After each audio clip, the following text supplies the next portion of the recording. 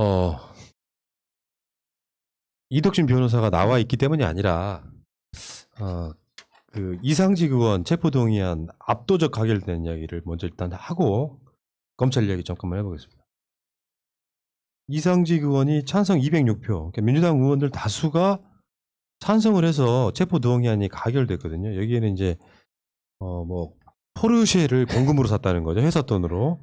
근데 그게 이제 뭐 이런 그런 논란들 속에 민주당 국회의원들 다수가 이상직에 대해서 체포동의안을 찬성함으로써 지금 민주당 국회의원들이 만약 이걸 반대하면은 체포동의안 가결이 안 되는 상황이죠. 뭐 그렇게 됐다는 상황인 거고, 뭐 경쟁자였던 이덕준 변호사 입장에서 보면 여러 가지 착착한 감정이 들 거예요. 뭐 정적이 사라졌다 이런 것도 있겠지만 안타까움도 있을 거고. 근데 저는 여기서 이상직을 쉴드 치려고 하는 말이 아니고 이런 게 있더라고. 정정순 의원 기억하시죠? 최근에 이분 보석으로 나왔거든요. 정정순과 경쟁했던 사람이 윤곽근이었죠. 네, 그렇죠. 윤곽근은 이제 검찰 특수부에서 굉장히 중요한 사람이어서 그 그러니까 정정순 캠프에 있었던 사람들이 상당수가 이제 내부 비밀을 던져버림으로써 정정순이 그렇게 된 상황이잖아요. 그렇죠. 근데 이런 부분도 있다라는 거지. 정정순이나 이상직도 사실은 내가 봤을 때 유죄를 입증하기 위한 별의 별건 수사를 다 했을 거란 말이에요. 검찰이. 그런데 이제 이게 여론에 의해서 정정순이나 이상직에 대해서는 쉴드조차 치는 사람이 없는 부분을 국회의원들은 못하는 이야기를 좀 해보고 싶더라고. 사실 이상직도 그 본회의장에서 본인의 이제 발언을 했거든요. 거기에 주가 검찰 이야기예요. 그러니까 없는 죄를 만들고 가짜 뉴스를 쏟아내고 피사실 공표를 하고, 그래서 이제 이런 게 있잖아. 조국 장관 수사하던 스킬을 그대로 써먹더라고. 그 포르쉐를 자기 딸이 탄다 같은 거는 이상직 의원에 의하면 가짜 뉴스라는 거예요. 그래서 여론을 엄청 나쁘게 만든 상태에서 이상직을 채가른 용도로 거기에 그냥 속수무책으로 민주당은 이상직이라고 하는, 물론 지금도 무소속이긴 하지만 그냥 팔을 내주고 그냥 호랑이한테 먹잇감 준 거다. 이 지점도 한번 생각을 해봐야 된다고 생각하는 거죠. 이상직의 잘잘못을 떠나가지고. 그동안의 행동으로 보면 말씀하신 것처럼 그럴 가능성이 전혀 없는 건 아니라고 생각이 들고요. 저는 이제 이상직 의원이랑 경선을 했던 사람 입장에서 보면 정말 좀 안타깝기도 하고, 그렇게 하는데 어떻든 간에 선거에 지다 보고 시국이 이러다 보니까 국회에서 체포동의안을 부결할 수 없는 상황이 됐을 거라는 생각이 좀 많이 들고요. 일단은 이제 구속영장 실질심사가 조만간 열릴 텐데, 이제 검사가 어떻든 간에 구속의 필요성이 있다고 얘기한 것이지만 그 구속영장 실질심사 하실 때는 법관 앞에서 이렇게 국회에서 주장하셨던 사실들 충분히 소명하셔가지고 법관에게는 구속의 필요성이 좀 없다는 것을 밝히셔서 불구속 상태에서 재판을 진행돼도 네. 괜찮을 것 같습니다. 그러니까 조국 장관 사태가 떠오르는 이유가 그런 거예요. 조국 장관 건은 그래도 우리가 조국 장관내가 억울하다는 것을 너무나 잘 알고 있는 이슈 전면에 올라왔던 사건인데도 불구하고 1심 판사는 그딴 식의 판결을 해버렸잖아요. 그러면은 이상직은 언론에 보도된 대로 죄를 지었을까? 정정수는 언론에 보도된 대로 죄를 지었을까? 그런 생각을 한 번은 해보고 넘어가자는 아니, 얘기하는 무슨 거예요. 말씀이에요? 근데 이제 이상직 구소속 의원의 좀 발언 중에 예를 들면 횡령 같은 경우도 그 금액을 갚았다 이렇게 말하는 부분이 있어요. 근데 횡령은 갚고 안 갚고가 뭐 범죄 성립에 영향이 없거든요. 다만 양형에 쓰이는 거기 때문에 그 발언을 보면 검찰의 주장도 나름 신빙성이 있다라는 좀 생각이 들긴 합니다. 이상직은 이제 우리 마음속에서 버렸던 이유는 그거죠. 일단 이런 불법성을 떠나가지고 자기는 이득을 취하고 노동자들에 대해서는 그렇게 대했던 부분 때문에 더 열받았던 것 같아요. 저런 사람이 민주당 국회의원이냐. 맞습니다. 이런 부분이 있는데, 근데 검찰은 무서운, 그러니까 검찰과 언론이 작당을 하면 한 사람 악마 만드는 건 쉽다. 우리가 봐왔기 때문에 문득 그런 생각이 들더라고. 이상직에 대해서 피의사실 공표되는 것들을 언론에서 보면 저게 다 사실일까? 이 중에 내가 봤을 때 반은 거짓말일 가능성이 높아요. 근데 이제 제가 여러 첩보를 입수한 경위에 의하면 검찰에서 여론조로 수사를 하는데 이상직 의원처럼 아무 얘기가 없었던 수사가 드물었다. 그럼 예를 들면 누구라도 뭐 저 청탁 전화를 하거나 누구라도 이렇게 얘기를 해주거나 해야 되는데 정말 신기하게 우군이 없는. 이상하게 이렇게 뭔가 압력도 없고 아무런 반응이 없다. 그래서 이게 무슨 상황인지 모르겠다라는 뭐 어디 그 이야기에 그 이야기. 예. 이 체포 동의안 표결하기 전날 모 방송국이 검찰만 알 수 있는 기사를 보도를 해요. 우리가 좋아하지 않는이 아니라 좋아하는 방송사가. 그래서 이상직이 채용함에 있어가지고 모 여당 국회의원 이런 사람들이 뭐 채용됐다라는 이상직이 쉴드가 불가능하게 일단 먹잇감을 던져놓고 그 보도가 나오고 난 뒤에 체포동의안 처리하는데 어떤 사람도 이 일을 달지 않더라. 그러면 아니 난 이상직을 옹호하려고 하는 게 아니라 검찰을 비판하려고 하는 거예요. 그 이상직이 저쪽 국회의원이랑 마찬가지야. 이상직을 치기 위한 스킬이 조국 장관이랑 똑같은 거야. 기분 나쁘게.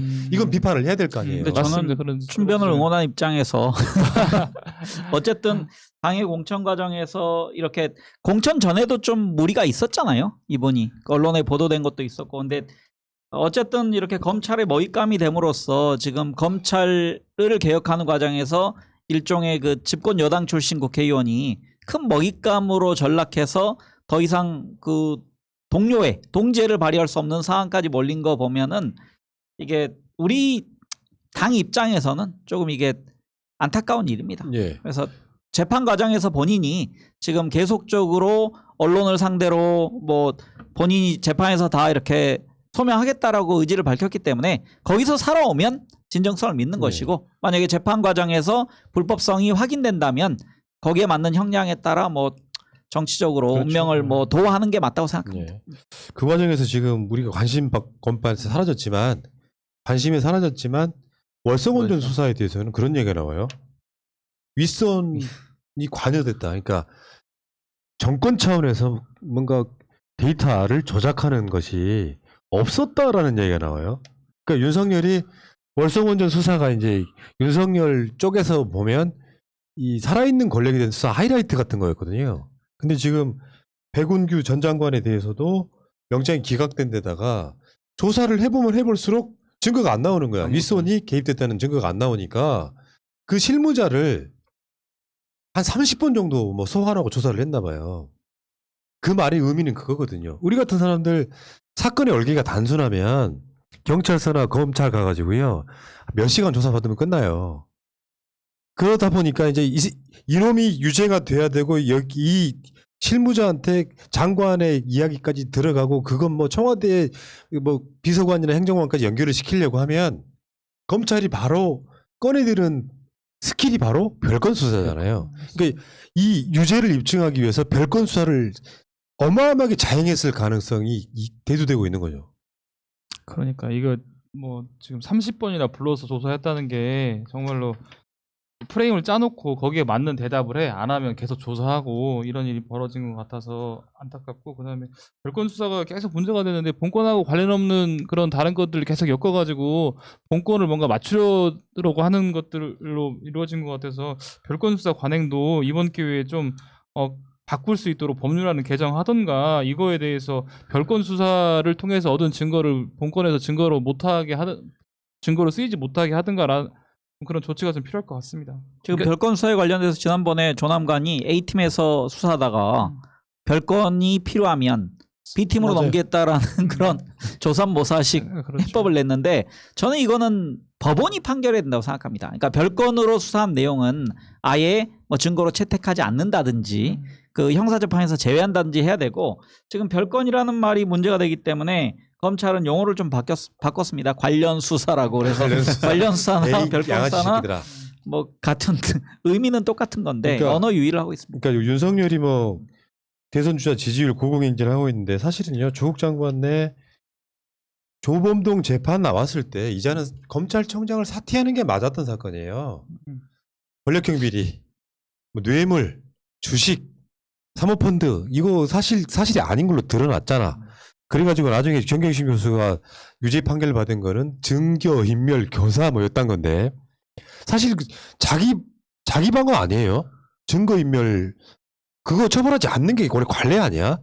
그게 나한테 불리할 수 있는 증거를 원래 없애는 거? 형사법상으로는 제가 자기 자기 증거를 증거는 인멸하는 거는 처벌받지 않죠. 네, 처벌 대상이 아니죠. 그러니까 그런 상황에서 그게 안 나오니까 이제 입시 비리라는 타이틀 하나 카테고리를 만들어가지고 표창장이 가짜네. 요건 최성의 보도하고 최근에 그 USB 뭐 뻑감, IP 주소 등으로 이거 조작한 느낌이 너무 강하게 드는데라는 느낌이 들면 사실은 남아있는 죄가 없다니까요. 그러니까 사실 윤석열은 조국 장관 내 수사라는 게 그냥 어떤 특정 비리 있는 정치인을 수사했다는 게 아니라 법도 그렇죠. 저 사람이 비리 혐의가 있어가지고 수사를 했는데 뭐가 아무것도 안 나왔다고 처벌하진 않죠. 검사를. 마음껏 수사할 수 있게 만들어 두는 거지만 윤석열의 수사는 정치적 수사였단 말이죠.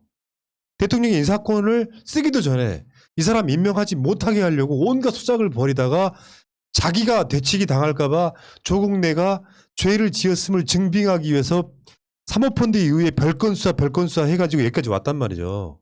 그러면 최소한 조범동 재판에서 물론 대법원까지 가야 나왔겠지만 이 수사는 잘못됐었다라고 인정하거나 사과를 해야 되잖아요. 사과 없었지.